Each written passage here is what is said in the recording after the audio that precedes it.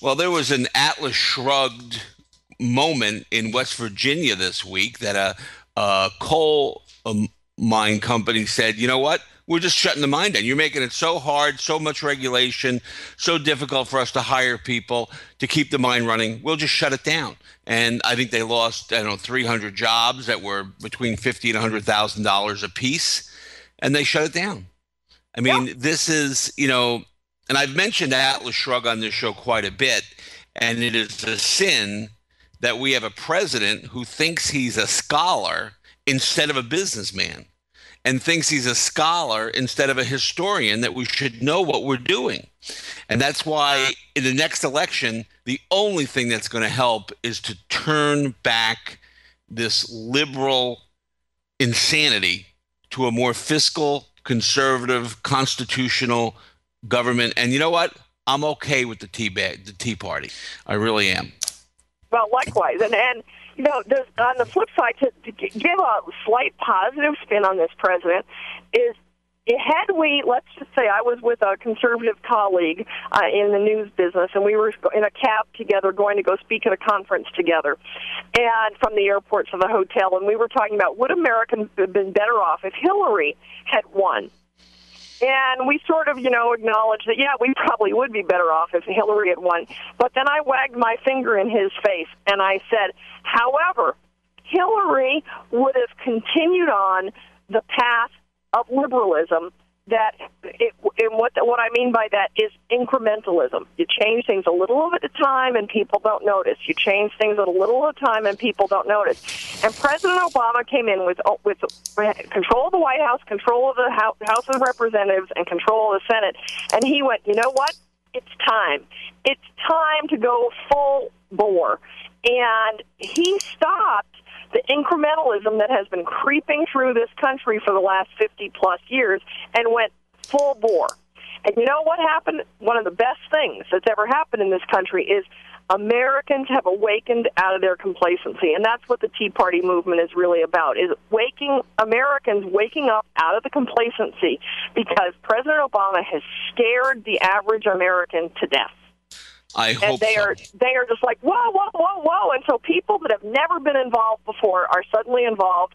Using the power of the Internet, people are watching, and they are spreading messages. And, because of President Obama, people have awakened, and that's a very good thing. I hope so, and I hope that it shows up, because when a guy comes in and says, I'm fundamentally going to change the United States of America, and he does, and there's not a reaction, I'm bewildered. There is a reaction. That's what the whole Tea Party movement, and whether you're officially affiliated with the Tea Party, I mean, there isn't any membership to be officially affiliated with. It's really, the Tea Party is more about a mindset. It's not about a party per se, but it's more about a specific mindset that has awakened in America. And Americans have awakened. They woke up, and now Americans are showing up, standing up, and speaking up. And we have got to keep doing that and keep calling Congress, keep being vocal. And we in America have changed the course, because if you think about it, President Obama came in, two of his big campaign promises, two of the things on which he heavily campaigned is health care reform and cap and trade. And if you look at just the history of cap and trade, this is kind of my soapbox, you can probably tell, but if you just look at the history of cap and trade, Obama came in January of 2009. And in June of 2009, late June, cap and trade passed the House of Representatives. It should have gone to the Senate. It didn't get onto the calendar before the August recess, and nobody thought there was any big rush about it because it was assumed it was going to pass. The Senate went home for their August recess, and they faced two things I like to say in my speeches that began with the letter T. They faced Tea Party and Town Hall. And when they faced basically represents an awakened and angry America, those senators went back to Washington, D.C., and they went, whoa, we're not putting our name on cap and trade. And cap and trade never passed and never will pass. Cap and trade is dead, and even the environmentalists who have been pushing it have acknowledged cap and trade is dead. It's gone. So So now they're trying God. to do the same thing through the regulatory process, which is scary because we can't vote out Lisa Jackson. But we can vote out President Obama and get someone in who will put some reasonable leadership over these various agencies. And, that's what we're seeing through the EPA as part of the consequences of our vote in '08. Well, we do need to change America back to what it had been. Better. We can be a great country again, but we can't do it if we're $20 trillion in debt. Yeah, we're not a great country now. We're just a declining country. Correct. We're and still we need a great to stop country, that. but we can go back to being a growing country, to being a going forward country. And we can and should. Without question. And boy, we got a little off track here, didn't we? We did. We were on a little bit of a patriotic soapbox here. Which is okay, which is what we should be, what more people should be. But I've got a couple more things in my notes here I want to bring up. Gas to liquids, natural gas to a automobile liquid. How feasible or reasonable is it, since we have such an abundance of natural gas, can we replace oil with natural gas in our cars? Yes, we can.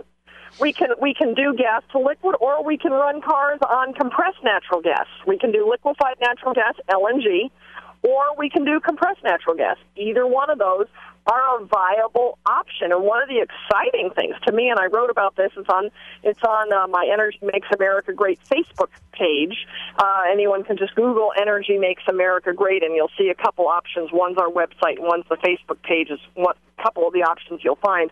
But if you were to go to the Energy Makes America Great Facebook page, there's an article that short posting actually, that I wrote just a week or two ago about Chesapeake Oil and T. Boone Pickens. Now, I've been against T. Boone Pickens' plan for several years. I've been writing bad things about the Pickens plan.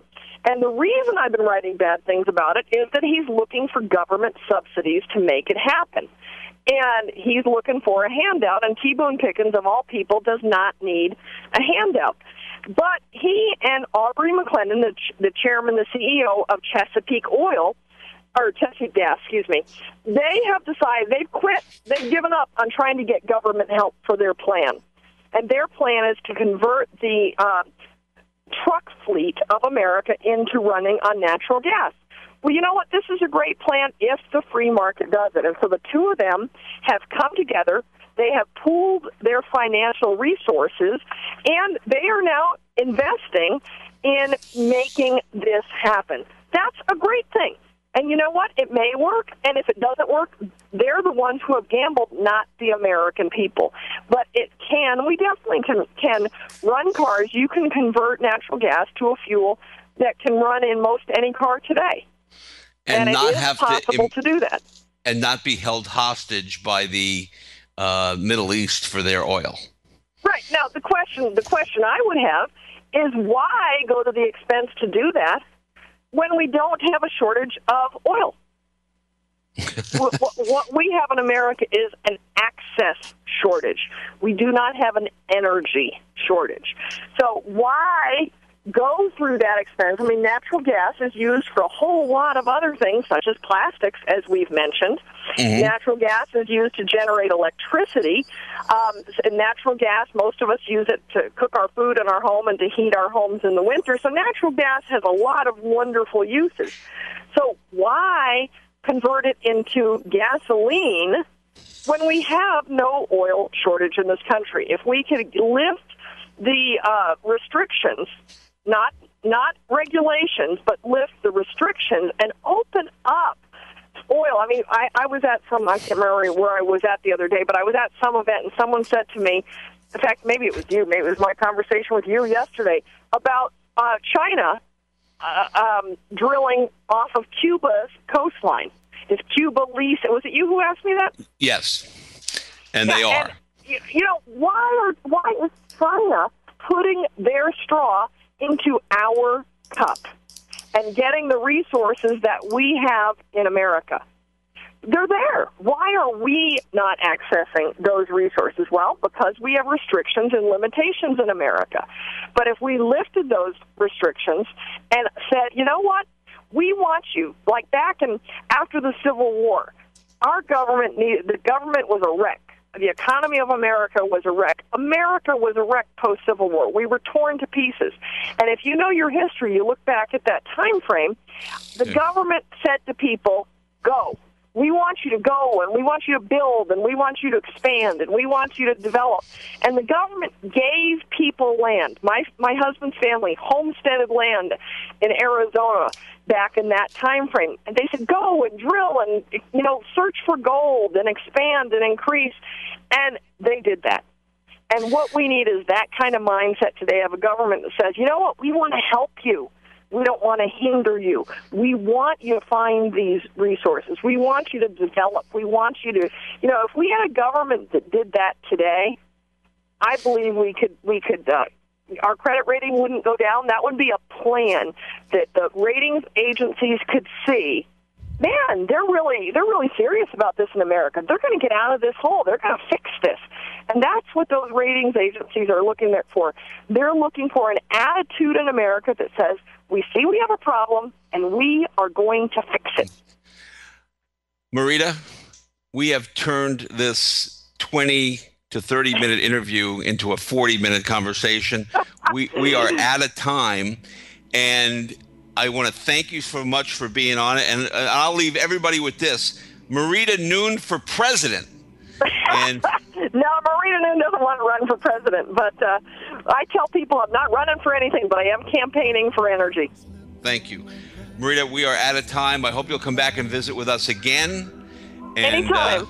Next time I'll try to have a clock in front of me. Okay, thank you very much. The fabulous Marita Noon, thank you very much for being with us.